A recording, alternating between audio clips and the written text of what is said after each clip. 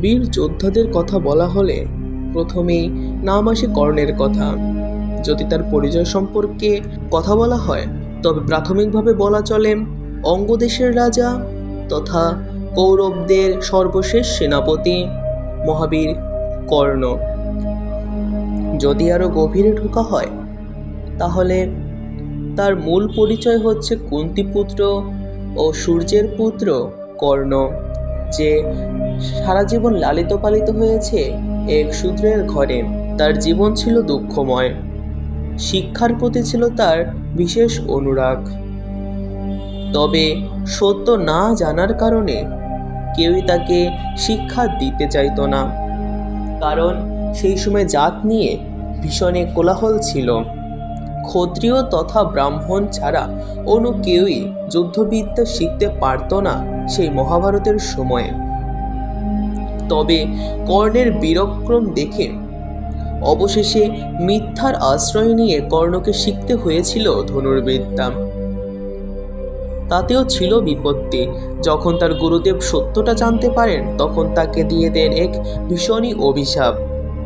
নমস্কার বন্ধুরা, আধ্যাত্মিক চেতনার ইউটিউব চ্যানেলে আপনাকে জানাই স্বাগতম।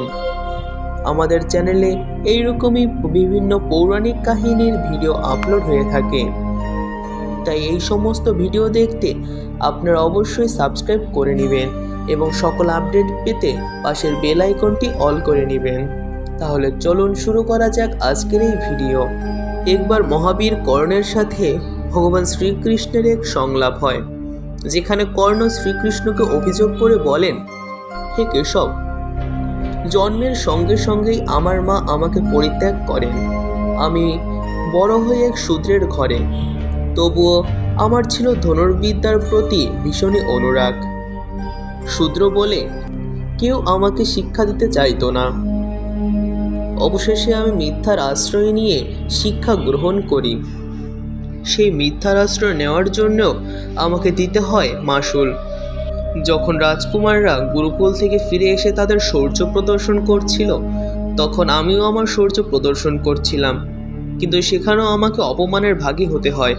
গুরু দ্রোণাচার্য শূদ্রপুত্র বলে আমাকে লাঞ্ছনা করেন এবং রাজকুমারদের সাথে যুদ্ধ করতে মানা করে দেন। তবে একমাত্র দুর্যোধনই যে আমার শৌর্যের প্রশংসা করে এবং এর যোগ্য মূল্য হিসেবে আমাকে অঙ্গদেশের রাজাও করে দেন।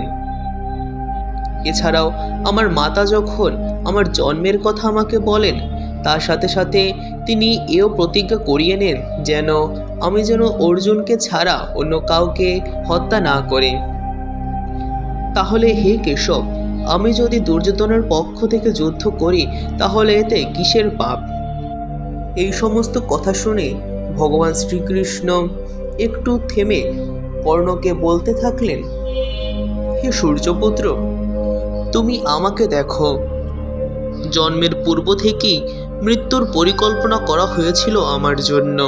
আমার জন্ম হয় এক কারাগারে। জন্মাবার সাথে সাথেই আমি আমার মা বাবা থেকে বিচ্ছিন্ন হয়ে যাই।